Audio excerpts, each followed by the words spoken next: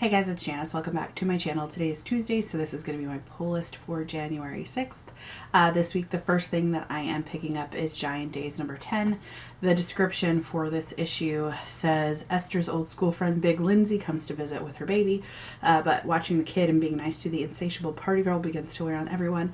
I really love Giant Days. I think it's super awesome that it's just like girls in college with like real life issues happening, but it's also fun and really adorably drawn, and the clothes are awesome, and it's just, especially Esther's clothes, she has this pair of boots in one issue that are just amazing, and I just think it's really fun, so that's one of my favorite comic books to look forward to. The next thing I have here is Paper Girls number 4. I'm also really excited about this issue because I really enjoyed the first issue, but the second issue, there was like a really big disconnect between those two for me. It was hard for me to kind of like see how they connected, and I know that with comic books you don't know the whole story in one issue, and that's the point. You know, the plot is consistently growing, but it just seemed like one thing happened in issue 1 and another thing happened in issue 2, and they didn't seem to be connected. But I just read issue 3 yesterday, and it was really great, and so I thought it was just really well done, and it's starting to like bridge the gap between these two other issues, so I'm excited to see where it goes. Also, the last pages on issue 1 and issue 3 were both like equally like jaw-droppingly not suspenseful, but like, I can't think of the word, but I was just like, what is happening? Like, where's this going? And issue 3 was really good. I really liked it. Next thing I have here is The Woods number 19, and it just says Calder isn't strong enough and Isaac gets caught messing with dangerous powers. So in the woods, you know, this is a school that's translated into like another dimension or something like that. And there's a lot of stuff going on. I'm a little bit behind though, so I'm not really going to talk about it too much, but I really enjoy it. It's not one of my favorites, but it's one of those, like, I've been picking it up so long, like, who knows? I need to wean myself off of it though. I'm not loving it. I feel like I'm talking myself out of buying this issue, but we'll see. We'll see what happens. And then that's it that I was for sure getting, even though I'm not for sure now about The Woods.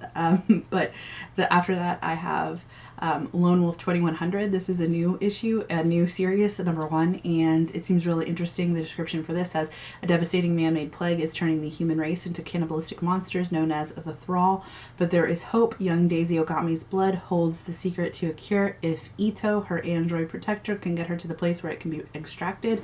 So when I saw this description of the comic, I was really interested. I was like, this seems like a really interesting comic book. But when I was like preparing this video, I forgot to copy the description and put it in. So instead of like going through like the new issues, I specifically searched for this comic. And when I specifically searched for this comic, it pulled up that there was a previous series that came out in 2002, also called Lone Wolf 2100. Apparently the description was different. It said there's a man-made disease. It didn't specify what the disease did, but it was called the Spore War, is what it was called, and I think that's what it was. And then upon further research, I realized that it is a disease. It doesn't say if it makes them cannibalistic, but it affects humans and it affects androids, and that was all I really got about that one.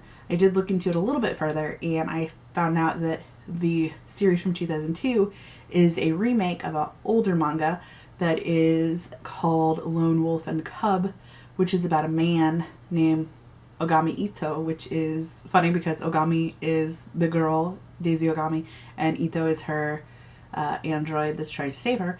But Ogami Ito is the protagonist, the main character in Lone Wolf and Cub, and he and his like 3-year-old son are on a journey, and I don't know specifically if there's like a man-made disease, but this story takes place like 100 years before the 2002 version, and so the one that came out in 2002 was like a remade in the future of that. Like they took that idea and brought it forward 100 years into the future, and that's where the story takes place. But I don't know how closely, because, you know, it's not a son, and not a father and son. It is a girl and an android. So I don't really know.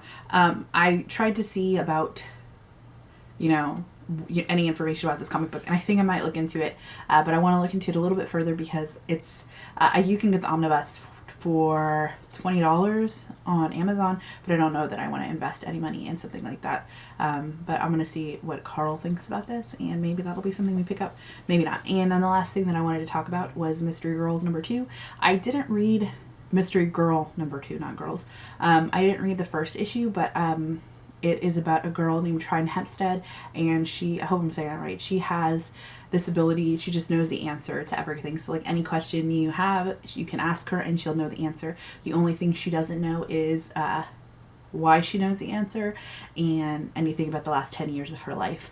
So the first issue I haven't read, but I watched the Mary Sue's video on it from their series Pull Wisely, where I guess every week they discuss a different comic book that's coming out that week, and I watched their video for this comic book, and it looked really interesting, and so I'm thinking about picking it up. But the new issue just says she goes to like Scandinavia or something like that, because there was in the first issue like a what are those things called? Mammoth that was found in the ice, but not like a really old one, like one that was by like dating what is not like from like through dating and things like that, they can see that it's not as old, like it's from after mammoth were supposed to have been extinct or something like that.